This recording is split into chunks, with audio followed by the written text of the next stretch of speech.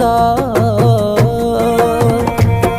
నువ్వు ఊర్వశివని కాదే నిన్ను ప్రేమించింది, నువ్వు దేవతవని కాదే నిన్ను పూజించింది, నువ్వు నింగివని కాదే నేలనేమైంది, నా ప్రాణం అనే కదా నీకు అలుసయ్యింది. రాతలో లేని రాధమ్మ చెప్పలేను